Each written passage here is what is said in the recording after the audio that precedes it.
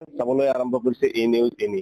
মই বৰ্তমান উপস্থিত বিটিআৰৰ ভেৰগাঁও সমষ্টিত আৰু ইতিমধ্যে বিটিআৰৰ ৩২ নং ভেৰগাঁও সমষ্টিত দল ত্যাগৰ যি ৰাজনীতি ইতিমধ্যে ইপিএল দলত বহু শতাধিক ইতিমধ্যে আমাৰ বিজেপি দলৰ পৰা বিপিএফ দলৰ পৰা সদস্যই যোগদান কৰিছে। আমাৰ কেমেৰা পাৰ্চন সহযোগীয়ে দেখুৱাব। এইদৰে আচলতে ক'ব লাগিব বিটিআৰত শান্তি প্ৰগতি উন্নয়নৰ প্ৰতি লক্ষ্য ৰাখি আচলতে ইপিপিএল দলৰ প্ৰতি দৈনিক ধাৱমান হৈছে আৰু ইপিপিএল দলৰ যি পাৰিষদ আমাৰ ৩২ নং ভেৰগাঁও সমষ্টিৰ যি ইএম দাৱৈচা বড়োৰ নেতৃত্বত সদায় চলিছে এইদৰে যোগদান কাৰ্যসূচী আৰু সদায় প্ৰায় শতাধিক লোকে যোগদান কৰি আহিছে। আমাৰ লগত ইএম দাৱৈচা বড়ো ছাৰ আছে। পোনপটীয়াকৈ আপোনালোকক এই নিউজ এনি দৰ্শকক আমি দেখুৱাইছো। ইতিমধ্যে আজি যিহেতুকে ভেৰগাঁৱত বিশ্বজিৎ দৈমাৰী যি গৃহ সমষ্টি আৰু সেই সমষ্টিৰ পৰা ইতিমধ্যে বিজেপি দলত যি দল ত্যাগৰ জোৱাৰ উঠিছে আৰু আজি বহু কেইজন নেতা ইতিমধ্যে বিজেপি দলৰ ইপিপিএল দলত যোগদান কৰিছে।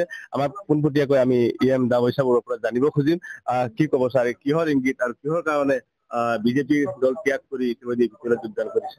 নাই, এইটো হ'ল বিটিআৰত শান্তি সম্প্ৰতি আৰু উন্নতি।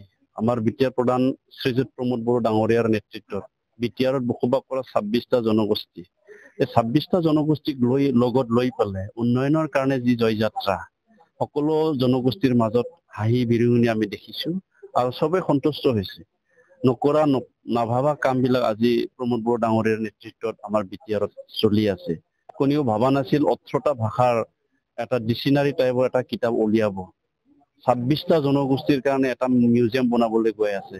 ২৬টা জনগোষ্ঠীক লৈ পেলাই এটা ভিজন ডকুমেণ্ট বনোৱা হৈছে। সেইটো কোনো ভাৰতৰ কোনো ৰাজ্যত সেইটো দেখা নাপায়। আমিতো ৰাজ্য নহয়, তথাপিও আমি কাউন্সিল হিচাপেও এই অঞ্চলত বসবাস কৰা সকলো জাতি জনগোষ্ঠীক শান্তিৰে ৰখাটো আমাৰ মূল উদ্দেশ্য।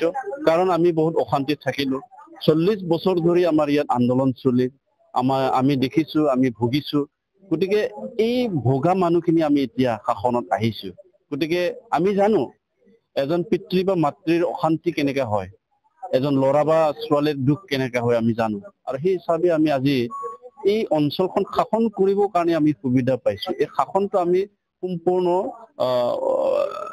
ব্যৱহাৰ কৰিব বিচাৰিছো যে আমি এই অঞ্চলটো শান্তিৰে এই অঞ্চলটো উন্নতি আমি কৰিব বিচাৰিছো। আৰু সেই গোটেইখিনি প্ৰক্ৰিয়া গোটেইখিনি পৰিৱেশটো এই অঞ্চলত বসবাস কৰা সকলো জাতি জনগোষ্ঠীয়ে আমাক আঁকোৱালি লৈছে। এইটোৰ কাৰণে আজি ৪০টা সমষ্টিটো আমাৰ বিটিআৰ প্ৰধান শ্ৰীযুত প্ৰমোদ বড়ো ডাঙৰীয়া তেখেতৰ নেতৃত্বত যি আমাৰ দল চলিছে, চৰকাৰ চলিছে, ইউপিপিএল দলত দিনে দিনে দলে বলে যোগদান কাৰ্যসূচী চলাই আছে। সাধাৰণ মানুহ যোগদান কৰিছে। আজিতো মোৰ ঘৰত, আজি বুলি নহয়, মোৰ ঘৰত সদায় আহি পেলাই যোগদান কৰে। যোৱাকালি ১১টা বজাত লাগি বহুতখিনি মানুহ আহি পেলাই মোৰ ঘৰত যোগদান হৈছে। আমি য'ত সভা পাতো তাতো যোগদান।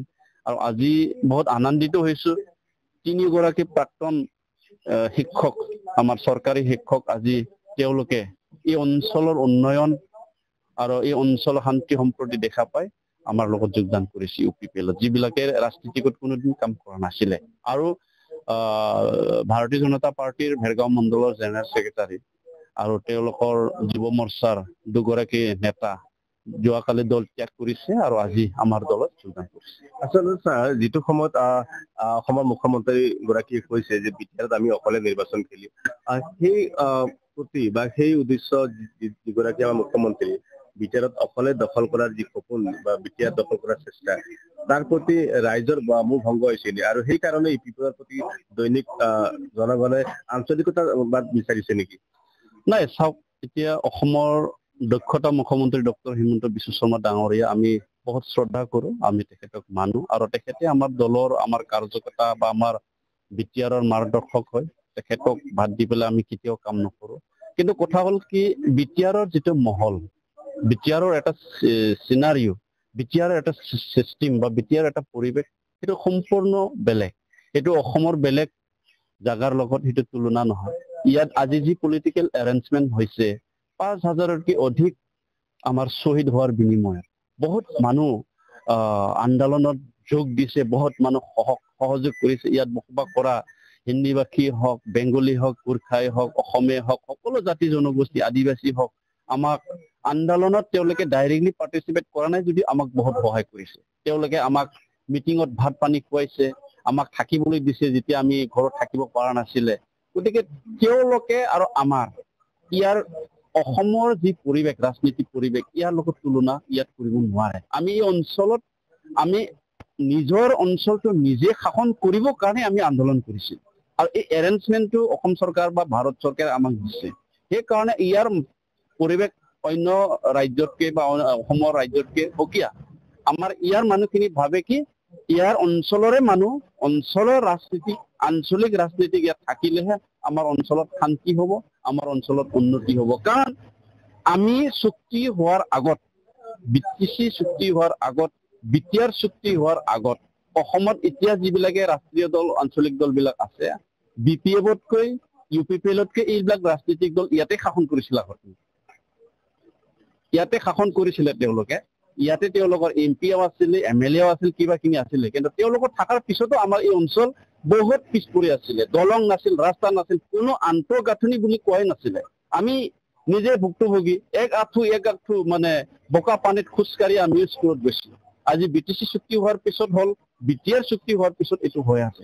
গতিকে এই অঞ্চলৰ মানুহখিনি এই অঞ্চলৰ মানুহকে লৈ পেলাই বিশ্বাস কৰে, এই ৰাজনীতিও এই অঞ্চলকে লৈ পেলাই বিশ্বাস কৰে। আচলতে 2025-ত আপোনালোকৰ প্ৰত্যাহ্বান কাৰ লগত হ'ব? BJPৰ লগত নে BPF-ৰ লগত? প্ৰত্যাহ্বান বুলিতো আমি ধৰি ল'ব নোৱাৰো, কাৰণ BPF-টো এতিয়া নাই। কাৰণ এই অঞ্চলৰ মানুহ ভাবে BTR অঞ্চলত যে BTR-ত যদি আঞ্চলিক চৰকাৰ বনাব লাগে দুটা দল, হয় BPF, হয় UPPL। এতিয়া BPF-ৰ অৱস্থা বহুত বেয়া, তেওঁলোকে চিট জিকিব নোৱাৰে, চৰকাৰ বনোৱাটো বাদে দিয়ক। গতিকে BPF-ৰ মানুহ আজি আমাৰ UPPL দলত আহিছে।